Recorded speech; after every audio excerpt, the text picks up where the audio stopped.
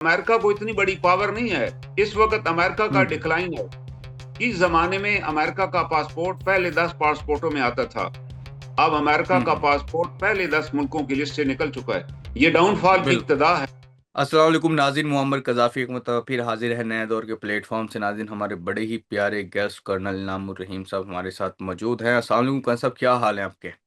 अस्सलाम वालेकुम। मेरे नाजरीन को भी मेरा सलाम पहुंचे जनाब, बहुत बहुत शुक्रिया। सर, हमारे पड़ोस में एक जंग की सूरत हाल बनी हुई, पड़ोस में क्या पूरी दुनिया में इस टाइम जंग की सूरत हाल बनी हुई है। जैसे वेनेजुएला का मामला देख लें, वहां पर जो कुछ अमेरिका ने किया, और उससे बाद ईरान में जो अभी पुरतशद्दुद वाक़यात हो रहे हैं, एक प्रोटेस्ट होता है, उससे बाद जो एक पूरे ईरान में आग सी लग जाती है और इंटरनेशनल मीडिया ज़्यादा दिखाता है। फिर ट्रंप भी कहता है कि अगर ईरान में आपने प्रोटेस्टर्स पे कोई उनको मारा या उन पर तशद्दुद किया तो हम भी इंटरवीन कर लेंगे। ये तमाम चीजें हमारे सामने हैं। सर, आप क्या समझते हैं, ईरान किस जानिब जा रहा है? क्या ईरान में जो अमेरिका रजीम चेंज करना चाहता है, क्या वो इसमें कामयाब हो जाएगा? I don't think so. मैं नहीं समझता। थोड़े से हम अमेरिका की स्ट्रेटेजी को दाखिल देखें कि अमेरिका क्या चीज है और इस वक्त अमेरिका क्या कर रहा है दुनिया के अंदर। पहली हम्म। बात यह है कि जब अमेरिका, जो कि खुद एक बरतानिया की कॉलोनी थी, और बरतानिया हम्म। ने वहां बड़े टैक्स लगाए, और जब हम्म। टैक्स लगाए तो बरतानिया, जो अमेरिका की कॉलोनियल में जो लोग रहते थे, जाहिर है उसमें अंग्रेज भी थे जो बरतानिया से गए थे, दीगर ममालिक के हम्म। मफरूर मुजरमीन मुजरमों को भी वहां पनाह दी गई थी। उन लोगों ने टैक्स देने से बिल्कुल। इनकार कर दिया। एक नारा वहां उन्होंने लगाया, no taxation hmm. Without representation. क्या आप जब तक हमें बरतानवी पार्लियामेंट में रिप्रेजेंटेशन नहीं देंगे, आप हम पे टैक्स लगा ही नहीं सकते। ये बगावत थी, हम्म। जिसका नतीजा ये निकला, वहां बगावत हो गई। जॉर्ज वाशिंगटन ने एक मिलिशिया तैयार की और वो बरतानवी गवर्नमेंट के साथ लड़ा, और अल्टीमेटली बरतानिया को हम्म। शिकस्त हुई। ये असूल मान लिया गया दुनिया हम्म। में कि टैक्स वही लगा सकता है, ड्यूज वही ले सकता है जिसके पास रिप्रेजेंटेशन हो। ये प्रिंसिपल है जिसके ऊपर अमेरिका क्रिएट किया गया। अमेरिकन लोगों की हम्म। एक साइकी बन गई कि नहीं, हमने दुनिया में राइट्स के लिए लड़ना है, हम्म। राइट के लिए खड़ा होना है। और एक और बात मैं बताऊं, हम्म। शायद लोगों के इल्म में ना हो, कि जब अमेरिका क्रिएट हो गया, अमेरिका ने आजादी ले ली बरतानिया से, बरतानिया की फौज को वहां हथियार डालने पड़े जॉर्ज वाशिंगटन के सामने। तो उसके बाद वहां ये हुआ कि उन्हें इसका नाम रखने का मसला आया। तो पहला जो हम्म। नाम लिखा था वो था American nations, hmm. The American nation. तो वो जो नॉर्थ की रियासतें थी, उन्होंने कहा we are not bloody American, हम अमेरिकन हैं ही नहीं जनाब। हम इसका बिल्कुल। नाम ये नहीं रखेंगे कि अमेरिका, हम लिखेंगे United States of America. We are the states जो इस अमेरिका का हिस्सा हैं, but we are not American. बिल्कुल। तो नाम मानना पड़ा हम्म। उनको। उसका नाम आज भी यूनाइटेड स्टेट्स ऑफ अमेरिका है। यानी बहुत सी नॉर्थ की स्टेट्स हैं वो मौजूदा अमेरिकन सेटअप को तस्लीम ही नहीं करती। वहां बकायदा हम्म। आजादी की लहर चल रही है इस वक्त भी। वो चाहते हैं कि जो हम आजाद होकर अपना हिस्सा बनाए, हमें क्या जरूरत है इनकी मैथोलॉजी में दाखिल हों। इतना ये डिफेंस पर हम्म। खर्च करते हैं दुनिया पे कब्जा करने के लिए। 700 के करीब तो ये बेसिस बनाए बैठे हैं। तो पहली बात हम्म। है कि अमेरिका के अंदर अनरेस्ट है, और ये एक हम्म। हुक्मरान का ये तय कर लेना कि मेरे पास पावर है, चलो जी वहां पर हमला कर दो, वेनेजुएला को, उसके सदर को पकड़ के ले आओ। तो हम्म। ताकत जो है ना, ताकत की रिस्पेक्ट नहीं होती। जिसका नतीजा ये निकला कि अमेरिका के अंदर भी इस पर लोग सड़कों पर निकल आए कि why you why attack on hmm. Venezuela, एक इंडिपेंडेंट कंट्री पे आपको क्या हक हासिल था हमला करने का। फिर उसके बाद एक और बात देखिए, बिल्कुल। वहां एक खातून हम्म। की गाड़ी रोकी गई, और उसके ऊपर हम्म। उसने गाड़ी रिवर्स की, तो वो जो अफसर था वहां पर, उसने फायरिंग करके उसको मार डाला। जिसका हम्म। नतीजा है कि अमेरिका के तमाम शहरों में इस वक्त आग लगी हुई है। वहां मुजाहरे, शदीद बिल्कुल। तरीन मुजाहरे हो रहे हैं। और हम्म। ट्रंप ने अपनी एक और हमाकत की, उसने कहा जी उस खातून को हमारे सिक्योरिटी के बंदे ने सेल्फ डिफेंस की सूरत में मारा है। वो सेल्फ डिफेंस कर रहा था। हम्म। जिस पे वो न्यूयॉर्क के मेयर ममदानी साहब का स्टेटमेंट फौरन आ गया। उसने कहा वो गैर मुसल्लह खातून थी, उसका मिल्ट को हिस्ट्री रिकॉर्ड ही नहीं हम्म। तकरीबन, उसको बिला वजह मारा गया और बिल्कुल। कत्ल किया गया। दरअसल होता यह है कि जब हम्म। हुक्मरान जारे हो जाए, अग्रेसिव हो जाए, तो फिर उसके नीचे अदारे भी अग्रेसिव हो हम्म। जाते हैं। वो फिर ये नहीं सोचते कि बिल्कुल। हमने वेनेजुएला पर हमला करना है या ईरान को, अपने शहरियों के साथ भी वही सलूक करते हैं जो अमेरिका के अंदर हो रहा है, जिसकी वजह से लोग सड़कों के ऊपर हैं। बिल्कुल। क्योंकि ये कौल है अरबी का, हम्म। अन्नास अला दीन मलूकिहिम, लोग अपने रूलर्स की हम्म। वे ऑफ लाइफ को अडॉप्ट करते हैं। तो वहां की एजेंसियां, वहां के बिल्कुल। इलाज, एनफोर्सिंग अदारे भी यही काम कर रहे हैं, अपने बंदों को मार रहे हैं। तो ये पॉलिसी चल नहीं हम्म सकती। अब इस एक कामयाबी के बाद जो एक निहत्ते मुल्क के ऊपर उसने रेड किया और वहां के हम्म। आर्मी की कोलेबोरेशन के साथ वो कामयाब हुआ। जाहिर है उनकी बिल्कुल। सिक्योरिटी अदारों ने वो कोलेबोरेट कर रहे थे। उनका जो हम्म। जनरल था उसको ये शोर शॉट था कि अगर ये पकड़ के ले जाएंगे तो बाद में मेरे हाथ में हुकूमत आ जाएगी। लेकिन अमेरिका ने भी प्लान बनाया हुआ था। जो नई हम्म। जो वहां पर इंटरिम गवर्नमेंट थी उसको कह के उस जनरल को भी गिरफ्तार करा लिया गया। अब उसका भी ट्रायल होगा कि hmm. Why fail to defend the nation, क्यों सदर का दिफा हम्म। करने में नाकाम रहा। वहां तो लोग ये मुतालबा कर बिल्कुल। रहे हैं ना। और इसके बिल्कुल। अलावा अमेरिका को इतनी बड़ी पावर नहीं है। इस वक्त अमेरिका का हम्म डिक्लाइन है। इस जमाने में अमेरिका का पासपोर्ट पहले 10 पासपोर्टों में आता था। अब अमेरिका का हम्म। पासपोर्ट पहले 10 मुल्कों की लिस्ट से निकल चुका है। ये डाउनफॉल की बिल्कुल। इब्तदा है। बिल्कुल। मलेशिया का पासपोर्ट तो है उसके अंदर, लेकिन अमेरिका का पासपोर्ट नहीं। हम्म। ये डाउनफॉल है। बिल्कुल। और इससे पहले मैं बताऊं, अगर कौम मुतहद हो, चाहे वो छोटी कौम हो हम्म। या बड़ी कौम हो, अगर इत्तेहाद हो तो उनका कोई कुछ हम्म। नहीं बिगाड़ सकता। अमेरिका से बिल्कुल। चंद किलोमीटर के फासले पर क्यूबा मौजूद है। और क्यूबा में हम्म। ने डे वन से अमेरिका की अथॉरिटी तस्लीम ही नहीं की। क्यूबा ने बिल्कुल। क्यूबा ने आजाद होने के बाद फेडरल कास्त्रो ने कहा जी वी आर सोशलिस्ट और हम यहाँ सोशलिज्म निजाम लेकर आएंगे और वी विल वेलकम द बिल्कुल। Communism also. और उन्हें रशिया के साथ तलकात बनाए। तो अमेरिका ने हम्म। धमकी दी कि we will not tolerate any communism state just next to our border. तो उसने कहा वी बिल्कुल। Will also not tolerate any capital state next to our बिल्कुल। Coastal line. तो ये धमकी उसने दे दी। तो जॉन एफ हम्म। कैनेडी की दौर में उन्होंने क्यूबा पर भी इसी तरह का ऑपरेशन किया जो वेनेजुएला में किया था, ताकि उसकी गवर्नमेंट को टॉपल किया जाए। बहुत से लोगों को ट्रेनिंग दी गई और ट्रेनिंग करके हमला कराया गया। लेकिन क्योंकि हम्म। क्यूबन की आर्मी और कौम एक पेज पर थी, फेडरल हम्म। कास्ट्रो एक अवामी आदमी था। उसका कोई बहुत हम्म। बड़ा महल नहीं था, कोई बड़ी मराहत नहीं थी। एक सादा सी यूनिफॉर्म पहनता था, लोगों के दरमियान रहता था। लोग उसे अपना हम्म। जूता पॉलिश करते हुए खुद देखते थे। और उसने हम्म। कहा कि जैसा मेरे कौम का रहन सहन है, मेरा भी वही रहन सहन है। अगर मेरे बिल्कुल। सहन रहन सहन में कोई बेहतरी आई तो अवाम के रहन सहन में भी बेहतरी आएगी। नतीजा कि कौम बिल्कुल। उसके साथ थी, फौज उसके साथ हम्म। थी। अमेरिका का हम्म। हमला नाकाम हो गया। उसके बाद हम्म। फिर किसी अमेरिकन गवर्नमेंट ने जरूरत न की कि बाजोर उसको टॉपल किया जाए। उसके खिलाफ बड़ी बिल्कुल। कॉन्स्पिरेसी की गई, बड़े अटैक प्लान भी किए गए इंडिविजुअली कि इसको मरवा दिया जाए। लेकिन हमेशा अमेरिका हम्म। नाकाम हुआ और वो अपनी 90 साल की उम्र पूरी करके फौत हुआ। तो इसी तरह ईरान पे भी अमेरिका ने एक दफा पहले भी ट्राई की। जिमी कार्टर के जमाने में ईरान पर हमला किया अपने सफारत खाने के लोगों को रिहा कराने के लिए। मगर अल्लाह ताला ने ईरान की मदद बिल्कुल। की और एक तूफान ऐसा आया जिसमें उनके हम्म। जहाज गिर गए। हवाई जहाज गलत जगह पे उतर गए। नतीजा ये निकला 2 जहाज तो वहीं तबाह हो गए। बाकी लोगों को ईरानियों ने गिरफ्तार हम्म। कर लिया, क्योंकि उस वक्त ईरानी कौम के अंदर एक जज्बा पैदा हो चुका था। उनकी फौज और अवाम एक एक पेज पे थे, उन्होंने उसको डिफीट कर दी। तो कोई भी कौम अगर उसके अंदर हम्म। इत्तेहाद है तो कोई दुनिया की ताकत हमला नहीं कर सकती, कोई दुनिया की ताकत वहां दाखिल नहीं हो सकती। एक छोटी सी मिसाल और मैं देना चाहूंगा, वो है श्रीलंका। श्रीलंका और हम्म। हिंदुस्तान का कोई हम्म। मुआवजा नहीं है। वो 1% भी हिंदुस्तान का नहीं है। ना उसके पास को बड़ी फौज है, ना उसके पास को हम्म। बड़ी नेवी है, ना उसके पास बड़ी एयरफोर्स है। मगर इंडिया ने वहां पर एक प्रॉक्सी जंग शुरू करा दी। जो तामल्स हैं, वहां की आबादी है, हम्म। वहां दो बड़ी आबादी है, सेनालीज और तामन। तामल जो हैं हम्म। वो इंडिया में भी रहते हैं और हम्म। श्रीलंका में भी हैं।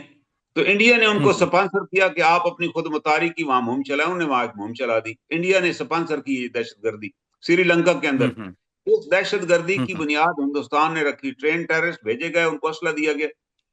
तो हम्म। नतीजा ये निकला कि श्रीलंका की गवर्नमेंट ने उनको क्रश कर दिया। उन्होंने कहा जी हम आपको हिलने भी नहीं देंगे भाई। आपको बहुत शौक है इंडिपेंडेंस का तो इंडिया चले जाएं जहां से आप आए थे। तो बिल्कुल। इंडिया ने ये प्लान किया अपने बंदों को बचाने के लिए। इंडिया ने मदाखलत की, फौजी मदाखलत की। और पहले तो वहां पर उन्हें खुराक फेंकी हवा जहाजों के जरिए, फिर असला ऊपर से फेंका। उन लोगों की तामल्स की मदद कर लिए। फिर भी वो जब कामयाब ना हुए तो इंडिया ने फौज दाखिल कर दी और ये हम्म। ऐलान किया दुनिया में कि हम अपने लोगों को, जो तामल हैं, उनके साथ हमारी एथनिक रिलेशनशिप है, हमारी रे नस्ल के लोग हैं, हम उनको बचाने के लिए आ रहे हैं क्योंकि श्रीलंका की आर्मी उन्हें मार रही। हम्म। दुनिया में बड़ा प्रेशर पड़ा इंटरनेशनल। वो कोर्ट में भी ये केस चला गया, यूएनओ में भी इस मसला आया कि इंडिया को क्या हक हासिल है कि वो फौज दाखिल करे। हम्म। नतीजतन इंडिया की वहां फौज गई और उस फौज ने भी उन दहशतगर्दों को कंट्रोल करने की कोशिश की जिनको उन्होंने खुद लॉन्च किया था। दरअसल जब आप गलत हम्म एक काम करते हैं ना, एक किसी जगह दहशतगर्दी करवाते हैं, दहशतगर्द पालते हैं और उनको लॉन्च करते हैं, फिर वो दहशतगर्द आपके कंट्रोल से बाहर हो जाते हैं, फिर वो आप पर भी हमला करते हैं। बिल्कुल। नतीजा ये निकला कि उन तामल दहशतगर्दों ने इंडिया की फौज पर भी हमले शुरू कर दिए। उन्होंने कहा भाई आप हमारी सपोर्ट जरूर करें लेकिन हमें अपनी पॉलिसी चलाने दें, हमें जो श्रीलंका का हशर करना है वो हमें पता है। यहाँ उनका क्लैश हो गया, उन्हें इंडियन फौज पर हमले किए और नतीजतन इंडिया के 800 के करीब फौजी मारे गए इस इंडिया के अपने बिल्कुल। ऑपरेशन में जो उन्हें तामल की मदद के लिए किया था। 800 तो हम्म मारे गए और पत्नी कितने जख्मी हुए क्रिम। और उसके बाद हम्म इंडिया को वहां से फौज ने कब निकालनी पड़ी, जब राजीव गांधी ने विजिट किया श्रीलंका का कि हमको अच्छे तरीके से मुज़ाकरात के जरिए से अपने हाथ ऊपर रख के हम कहेंगे जी हम अपनी फौज निकालना चाहते हैं, अच्छे तलकात चाहते हैं। लेकिन हुआ क्या, जब एयरपोर्ट के ऊपर राजीव गांधी को गार्ड ऑफ ऑनर दिया गया तो उस दौरान एक हम्म श्रीलंका के सिपाही ने अपनी बंदूक का बट मार के उसको जख्मी कर दिया। दरअसल ये जो गार्ड दी जाती है, गार्ड ऑफ ऑनर, इन सिपाहियों के पास एमुनिशन नहीं होता, इनके पास सिर्फ हम्म राइफल्स होती हैं फॉर सेरेमोनियल हम्म पर्पज के लिए। तो अगर उसके पास राइफ गोली होती तो वो गोली भी मार देता। ये एक सिपाही का हम्म रिएक्शन नहीं था, ये श्रीलंकन की कौम का रिएक्शन था कि आप जितनी बिल्कुल बड़ी बिल्कुल। ताकत है हम आपको रिस्पेक्ट नहीं देंगे, वी विल किल यू। हम्म और ये इतना बड़ा धचका हम्म था राजीव गांधी का, वीडियो लोगों ने देखी, नेट पे आज भी मौजूद है कि किस तरह राजीव गांधी ने सर नीचे किया और लोगों ने उसे बचाया। तो उसके बाद इंडिया ने तय कर लिया कि जी फौज वापस बुलाओ और फौज वापस आ गई। लेकिन वो तामल जिनको मदद के लिए फौज गई थी, जिनने फिर वो दहशतगर्द थे क्योंकि वो तो धमाकों से बाजी नहीं आते थे। नतीजा उन्हीं एक में से एक दहशतगर्द खातून ने, जब राजीव गांधी अपनी इलेक्शन मुहिम चला रहा था, वहां धमाका किया और राजीव गांधी मारा गया। उसी दहशतगर्दी का शिकार हुआ जिस दहशतगर्दी को उसने पाला था, जिस हम्म दहशतगर्दी को उसने परवान चढ़ाया था, उसी दहशतगर्दी का शिकार हुआ। तो अमेरिका इस वक्त दुनिया के अंदर जो दहशतगर्दी कर रहा है और दहशतगर्दी के तरीके से वो दुनिया पर कब्जा करना चाहता है, अमेरिका खुद इसका शिकार हो जाएगा। ये लॉ ऑफ नेचर है, ये अल्लाह ताला बिल्कुल का फरमान है, सर। नबत शरब शदीद के तेरे रब की पकड़ बड़ी सख्त है। आज बिल्कुल वो ईरान जो में सर आप क्या समझते हैं कि रजीम चेंज हो जाएगी जो अभी करने जा रहे हैं, हर तरफ से ईरान में प्रेशर है, अवाम का प्रेशर है, प्रोटेस्टर वहां निकले हुए हैं बाहर। देखें, वो प्रोटेस्ट जो कर रहे थे लोग, अब वो ईरान ने कोई 600, असल में ईरान ने पहले इस चीज का कभी ख्याल ही नहीं किया। ईरान को भी बड़ा शौक था इस जमाने में कि हम भी अपना इनकलाब एक्सपोर्ट करेंगे, जिसके नतीजे में ईरान ने बेशुमार लोगों को अकोमोडेट किया। और फिर बाद में पता ये चला कि इसराइल के बेशुमार एजेंट परमानेंट स्टेशन थे ईरान के अंदर। जब ईरान पर हमला हुआ और उनके बड़े बड़े जनरल और बड़े बड़े मिनिस्टर मारे गए, वजह उनके पास सारी एविडेंस मौजूद थी। यहां तक कि हानिया साहब जब ईरान में आए, जिस बिल्डिंग में ठहरे हुए थे उस बिल्डिंग में पिन पॉइंट अटैक इसराइल ने किया। इसराइल की इतनी इंटेलिजेंस थी। और हम्म तो और अभी उन्होंने इंडिया के जासूस भी पकड़े हैं जो इसराइल हम्म के लिए और अमेरिका के लिए वहां जासूसी कर रहे थे। लेकिन क्योंकि हम्म इंडिया के जहन, ईरान के जहन में यह था कि इंडिया हमारा बड़ा अच्छा दोस्त है। इस असूल को ईरानी भूल हम्म चुके थे। अल कुफर मिल्लत हम्म वाहिदा, कि कुफर तो एक होती है कौम भाई, चाहे वो हिंदू है, हम्म चाहे वो अमेरिकन हम्म है, चाहे वो इसराइली है। आपके पास इसराइलियों ने इंडियंस के जरिए वहां जासूसी की। और आप हम्म हमें भी देखें ना, हमने जिस कलभूषण यादव को पकड़ा, वो चार बहार पे उसका हेडक्वार्टर था, वहां वो बतौर बिजनेसमैन अपने आप को इंट्रोड्यूस करा के बैठा था और बलूचिस्तान तक वो डोरियां हिला रहा था। और जब बलूचिस्तान आया तो यहाँ पर हमारी हमारी इंटेलिजेंस एजेंसी ने उसको पकड़ लिया। ये बहुत बड़ी एक हम्म अचीवमेंट थी। पहले तो इंडिया ने इनकार किया जी वो हमारा मुलाजम ही नहीं, हम तो उसे जानते ही नहीं जी, पाकिस्तान ने कोई और बंदा पकड़ा है। जब हमने हम्म उन्हें बताया कि ये इंक्वायरी हमारे पास है, ही हैज एडमिटेड, फिर भी वो नहीं माने। जब हमने उसको सजा सुना दी और हम्म बताया कि वो आपका नेवी का अफसर था, फिर इंडिया को बड़ी मिर्चें लगी। वो इंटरनेशनल कोर्ट ऑफ जस्टिस में चला गया कि जी हमारे बंदे को डिफेंस, राइट ऑफ डिफेंस नहीं दिया गया। भाई आपने अपना हम्म बंदा उसको तस्लीम ही नहीं किया था।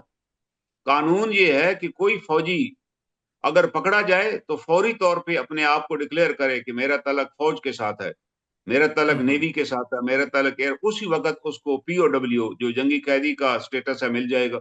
उसको तमाम जनेवा के कवानीन के तहत हकूक मिलेंगे। आपके बंदे ने तो पहले माना नहीं, आपने भी नहीं माना।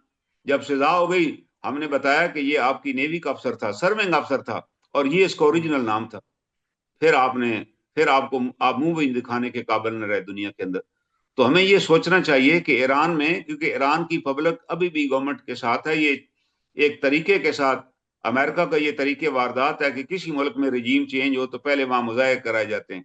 जब मुजाहरे होते हैं फिर उन मुजाहरीन के अंदर उन्होंने टारगेट किया, मसाजिद जलाई गई, कारोबारी मराकज जलाए गए, ताकि लोगों में अनरेस्ट हो। अगर इस अनरेस्ट पे ईरानी गवर्नमेंट काबू पा लेती है, लोगों के साथ मुज़ाकरात करती है, लोगों को वो रिलीफ देती है जिसका वो मुतालबा कर रहे हैं, तो फिर तो ईरान को कोई खतरा नहीं है।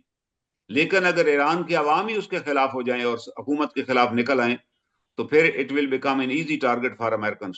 दुनिया की तमाम कौमों को यह समझ लेना चाहिए कि उन्हें दुश्मन के मुकाबले पे मुतहद रहना चाहिए। आपस में इख्तलाफ होते हैं हुकूमत के, सियासी जमातों के, वो आपस के इख्तलाफात आपस में बैठ कर ही तय करने चाहिए।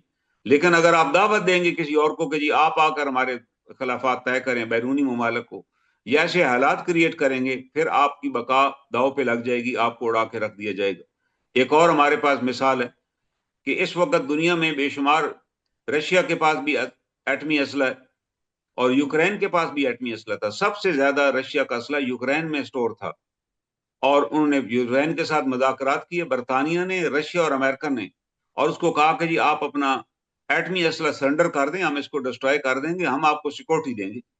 उन बेवकूफ़ों ने कि जी हमें राशन सस्ता मिलेगा, एटमी असर से दस्तबरदार हुए। जब दस्तबरदार हुए तो उसी रशिया ने जो गारंटर था हमला कर दिया।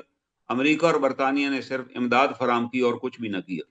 हमें ये सोच लेना चाहिए, कोई भी कौम है उसको अपने पाँव पे खड़ा होना पड़ेगा। वेनेजुएला, उसकी रशिया और चाइना के साथ बड़ी दोस्ती है, उनने सिर्फ बयानात तक दिए और ये नहीं कहा कि हम अपनी फौज भेज रहे हैं। वजह कि पहले तो आप साबित करें ना कि आपकी आवाम आपके साथ हैं। वहां भी जो मदोरो उनके प्रेसिडेंट थे वो 51% वोट लेकर आए थे। लोगों ने उन पर भी इल्जाम लगाया था कि ये धांधली के जरिए मुंतखब हुए हैं। इस वीक पॉइंट का अमेरिका को पता था कि अमेरिका उनकी पब्लिक को भी इंस्टेट कर सकता है। उनकी अपोजिशन एक लीडर है मजाको, उसको उसने नोबेल प्राइज दिया, और वो भी एक एजेंडे का हिस्सा था कि कल इसको भी अगर हमें आगे लाना पड़े तो हम ले आएंगे। वो तो बड़ा प्लान करके चलते हैं। तो हमारी जैसी कौमों को ये सोचना चाहिए कि हमें आपस में इत्तेहाद रखना चाहिए। अपने मसाइल हम गुफ्तगू की तरह के जरिए तय करें। अपने मसाइल के लिए हम बैरूनी ताकतों को दावत न दें कि आप हमारे मसाइल हल करें। और हम कोशिश करें कि हमारे यहाँ तमाम चीजें कानून के मुताबिक हों, हमारे आइन के मुताबिक हों। अगर कानून और आइन के मुताबिक होंगी तो हमारी ताकत हमारे पास होगी। हमें कोई भी, हम खुद एक न्यूक्लियर पावर है, हमारा हमारे, और हम सेल्फ सफिशिएंट है अपने रिसोर्सेज के ऊपर, हमें किसी चीज की जरूरत भी नहीं है बाहर से। हम खुराक में भी सेल्फ सफिशिएंट है, बाकी भी दुनिया जहान की तमाम नेमतें अल्लाह ने हमें अता की हैं। हमारे पास यूरेनियम है, हमारे पास प्लेटिनम है, हमारे पास गोल्ड है, हमारे पास सिल्वर, ऑयल, गैस भी है हमारे पास। अगर हम अपने रिसोर्सेज को डेवलप करें, हमारे पास असेंशियल जो मिनरल्स हैं वो भी अल्लाह ने वाफर मिकदार में दी हुई है। अगर हम इनको डेवलप करें और डेवलप करने के बाद एक्सपोर्ट करें, तो फिर हमें किसी से माली मदद लेने की जरूरत ही नहीं। वी आर इंडिपेंडेंट नेशन, हमारे पास अल्लाह का दिया हुआ सब कुछ है। पाकिस्तान एक नेमत है। अगर हम इन नेमतों की नाशुक्री करें और हमें एहसास भी ना हो कि अल्लाह ने कितनी बड़ी आज़ादी की नेमत हमें दी है, हमारा दुश्मन ताक लगाए बैठा है कि कब हम पर वार करे। ये तो ऑपरेशन सिंदूर में जो उसको नाकामी मिली, उसमें उसके 7 तैयारे गए, और अभी आप देखिए कि इंडिया ने जो सैटेलाइट छोड़ा था दुनिया को बताने के लिए कि जनाब हम बड़े कामयाब हैं, हमारा स्पेस में भी कंट्रोल है, वो सैटेलाइट से उनका राब्ता चंद मिनटों में मुनकते हो गया। दुनिया को पता चल गया कि इनका निजाम इज टोटल डिफेक्टिव। इंडिया का अपना त्यारा जो दुबई शो में शरीक हुआ था वो वहां तबाह हो गया। ये अल्लाह की मदद है हमारे साथ, एक लिहाज से देखा जाए, जिसने हमें इतनी ताकत दी कि आज हमारे जहाज खरीदार इतने मुल्क हैं हमसे मांग खरीदने वाले, हमारे पास इतना सप्लाई सप्लाई का टाइम नहीं है कि हम उनको सप्लाई कर सके।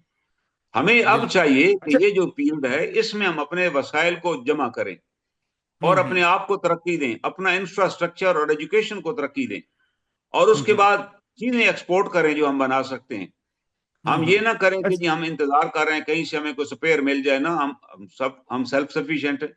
पाकिस्तान के बारे में एक अमेरिकन ने लिखा था कि they are such a dangerous people, कि हम, पूरी दुनिया ने इन पर पाबंदियां लगाई, लेकिन उन पाबंदियों के बावजूद they became the nuclear power.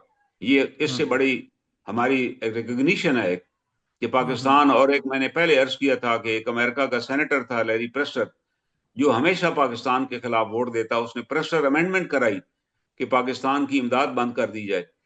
लेकिन जब उसने वहां की कांग्रेस का इलेक्शन लड़ा, तो वहां पे मौजूद जो टैक्सी ड्राइवर थे पाकिस्तानी, उन्होंने तय कर लिया कि हमने इसको इलेक्ट नहीं होने देना।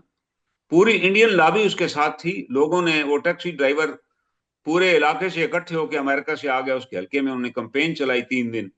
नतीजा, लैरी प्रेस्टर इलेक्शन हार गया। वो 4 दफा सेनेटर रह चुका था। उसने कहा मुझे पाकिस्तानियों ने हराया।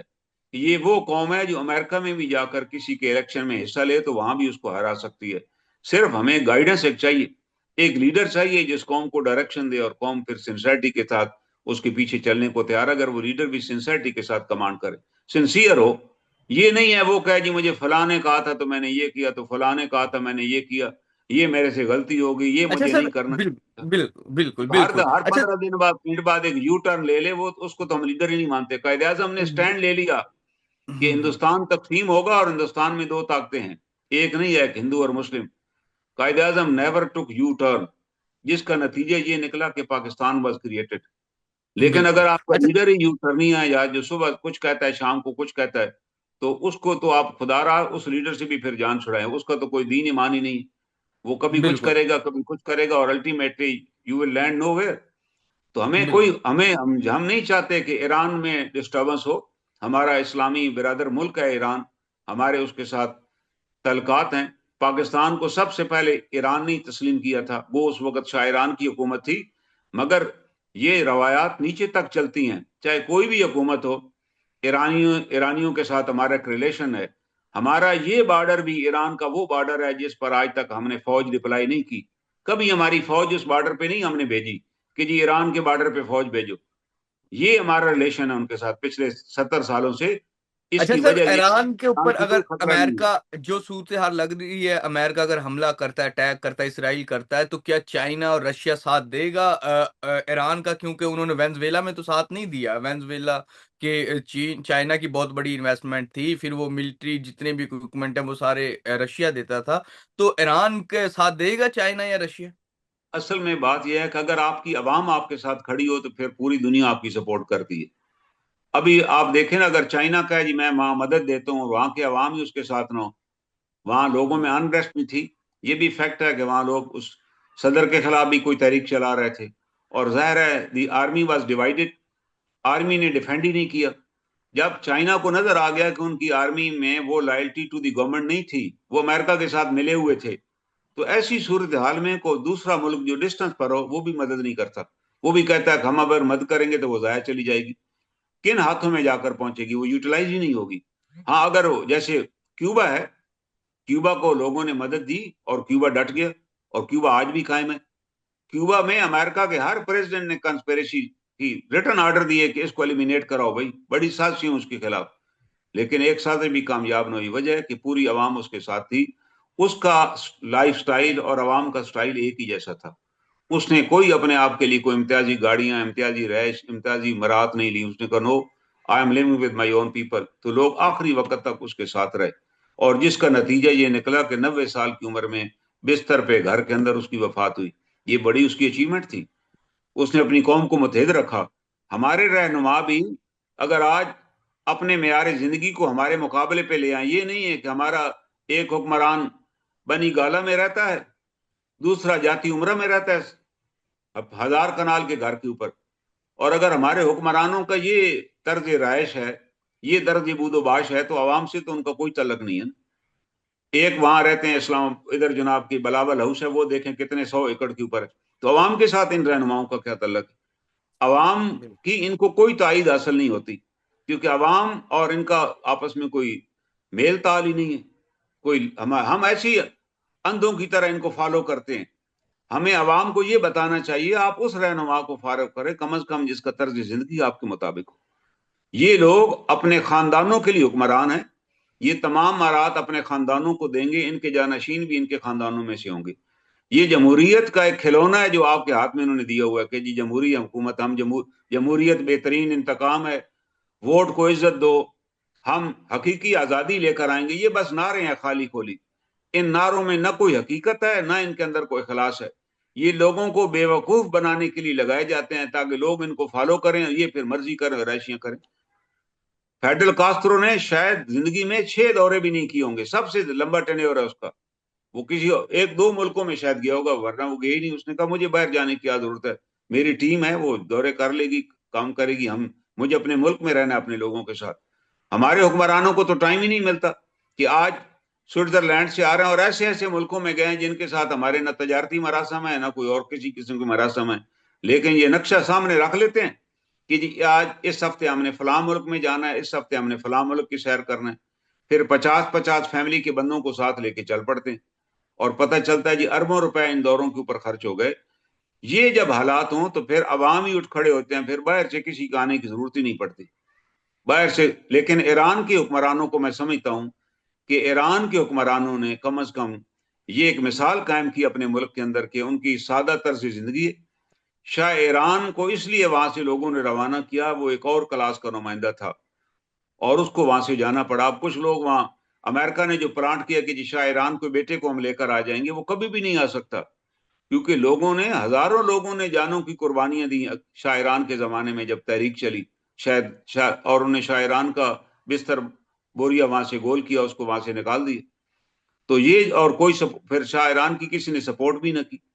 अब कौन बेवकूफ ये ख्वाब देख रहा है कि जी वो शाह ईरान का बेटा आ जाएगा और दोबारा वही शहनशाहियत ईरान के अंदर राइज हो जाएगी। मैं समझता हूं कि ईरान के जो प्रेजेंट लीडरशिप है उसने भी सादगी की मिसाल कायम की है।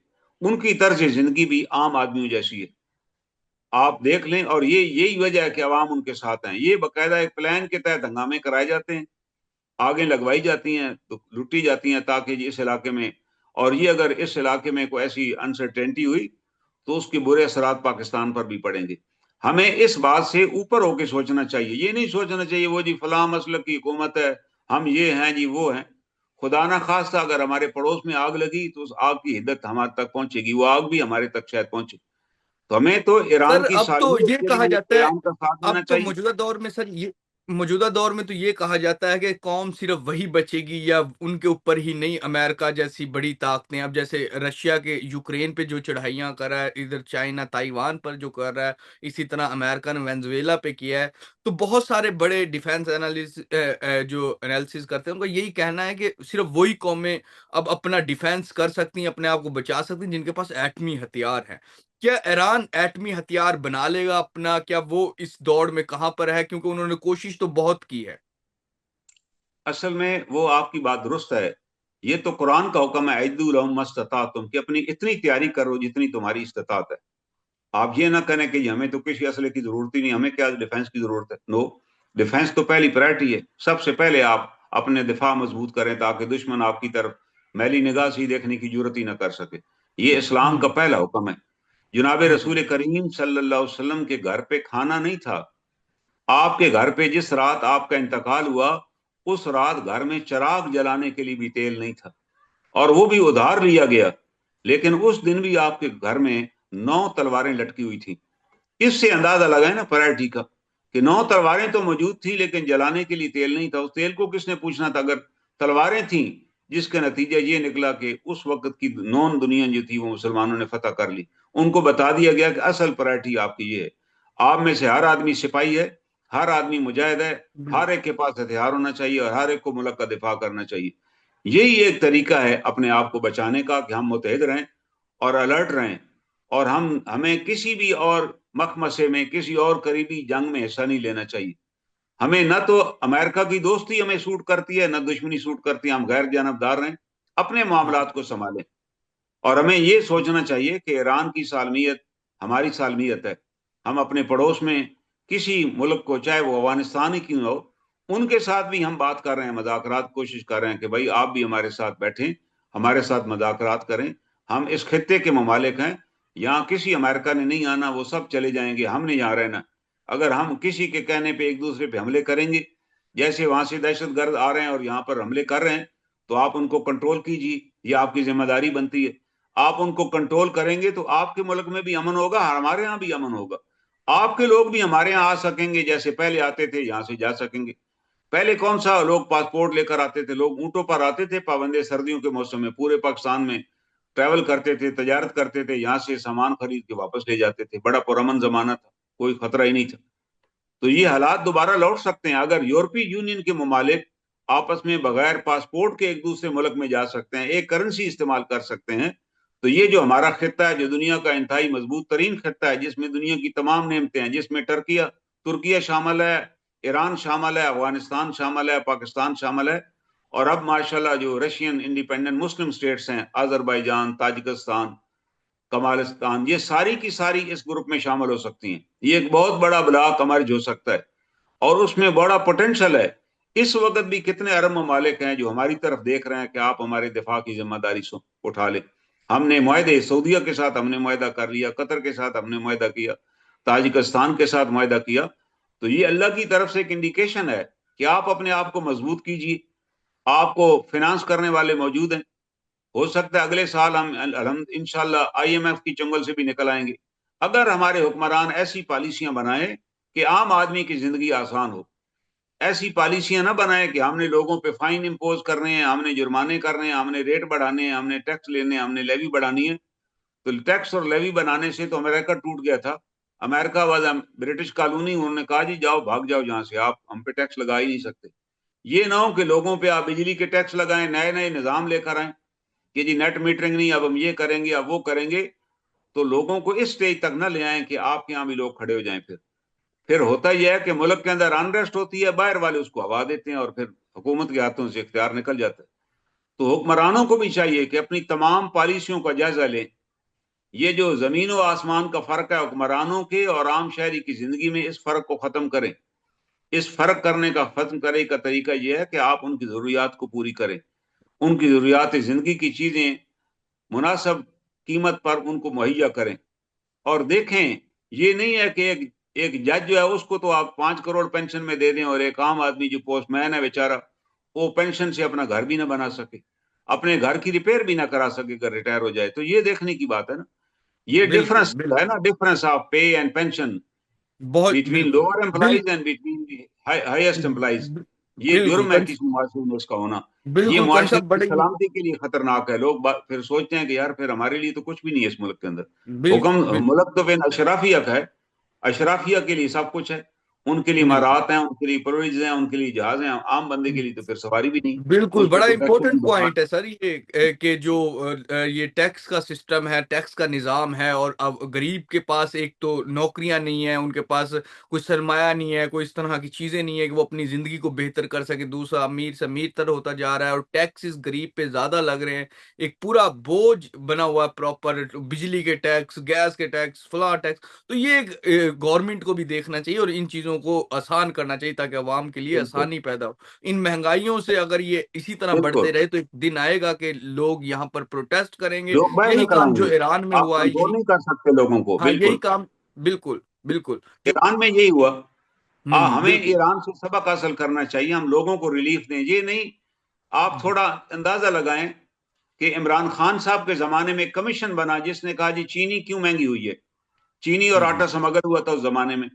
तो उस कमीशन ने यह फैसला किया कि 50 रुपए kg is the cost of 1 kg sugar, कि 1 किलो चीनी की जो कास्ट है वो 50 रुपए है जी। उन्होंने कहा जी 50 है तो आप 55 रुपए पे बेचें। 55 रुपए गवर्नमेंट ने फिक्स। फिर 55 से वो 100 पे चलेगी, फिर 150 पे चलेगी, फिर आज 250 पे नहीं मिल रही, 300 भी नहीं मिल रही। जिसका नतीजा ये निकला कि हमारा एक कमीशन है बाकायदा, कंपिटिटिव कमीशन ऑफ प्राइसेस, उसने 44 अरब रुपए फाइन जुर्माना किया ये कार्टेल जो है चीनी वाला, कि उन्होंने कहा जी तुम लोगों ने मिलकर ये रेट बढ़ाए ताकि लोगों को लूटो। उसमें तमाम जमातों के लोग शामिल हैं। ये शुगर मिलने को इंडिया की थोड़ी है। उसमें देखें ना, बिल्कुल जरदारी फैमिली की कितनी शुगर मिले हैं, नवाज शरीफ फैमिली की कितनी शुगर मिले हैं, और जहांगीर तरीन और PTI वालों की कितनी मिले। नतीजतन ये रातों रात बैठे बैठाए अमीर हो गए, 50 रुपए वाली चीनी 300 पे बेचने लग गए। तो फाइन बिल्कुल हो गया 44 अरब रुपए। और फिर उसको उन्होंने सुप्रीम कोर्ट में चैलेंज किया, और हमारी मुअज़्ज़ज़ सुप्रीम कोर्ट ने टेक्निकल ग्राउंड के ऊपर वो पिटीशन डिसमिस कर दी। उन्होंने कहा नहीं, वो कमीशन ने गलत तरीके से फाइन किया है, उनको कोई सही मौका नहीं मिला, इसलिए इस फाइन को हम सेटिसाइड कर रहे हैं। इसका मतलब है बिल्कुल उनका तो कोई नुकसान ना हुआ, उनके तो मजे हो गए ना जी, उनको तो 44 अरब भी उनके बच गए। अगर हमारे अदारे अदलिया को ये सोचना चाहिए था कि ये पहले देखे कि उनके जुर्म उन्होंने क्या किया था, किस तरह कार्टेल बना के उन्होंने लूटा, उस पर कार्रवाई करते, ना कि ये कह देना कि जी हम सेटिसाइड कर बिल्कुल रहे हैं। बिल्कुल तो कर इस सब ये, सेटिसाइड से तो वो शेर हुए ना, इसका मतलब वो तो बिल्कुल समझते हैं अदालतें भी हमारी हैं जी। बिल्कुल, मुल्क भी बिल्कुल। हमारा है, चीनी भी हमारी है, रेट भी हमने लगाना है, और तमाम रूलिंग एलीट उसके अंदर बैठी हुई है। इसी तरह बिल्कुल, बिजली आप देख लें, आईपीपीज में कौन सी हुँ, सियासी जमात है जिसकी बिल्कुल। आईपीपीज नहीं है? हर सियासी बिल्कुल, वो ये सर आईपीपी वाले हर जमात बिल्कुल के अंदर आपका मौजूद है। पॉइंट आ गई। ये जो दिहाड़ीबाज़ हैं, बड़े लोग हैं, अमीर लोग हैं, इनको गरीब का सोचना चाहिए। एक इन बिल्कुल चीज़ों में आईपीपीज़ का एक बहुत बड़ा मसला है, इसी तरह शुगर मिल्स का बहुत बड़ा मसला है। इनको जो बड़े यहाँ पर मगरमच्छ बैठे हुए हैं, उनको गवर्नमेंट को चाहिए, ब्यूरोक्रेसी को चाहिए, फिर जो हमारे इदारे हैं मौजूद, उनको चाहिए इनको कंट्रोल करें, और ना सिर्फ कंट्रोल करें बल्कि इस चीज़ को थोड़ा-सा बेहतर तरीके से आम अवाम तक पहुँचाएँ, ताकि मुनासिब कीमतों तक अवाम की रसाई बिल्कुल, हो किसी भी सही है, अशिया ये की। सबसे अहम फिल बात है। फिल हाँ जी नाज़रीन, ये प्रोग्राम थोड़ा-सा लंबा भी हो गया, इसके लिए माज़रत। फिलहाल के लिए नाज़रीन, नया दौर से मुअम्मर कज़ाफ़ी को और कर्नल इनाम उर रहीम साहब को इजाज़त दीजिए। खुदा हाफ़िज़।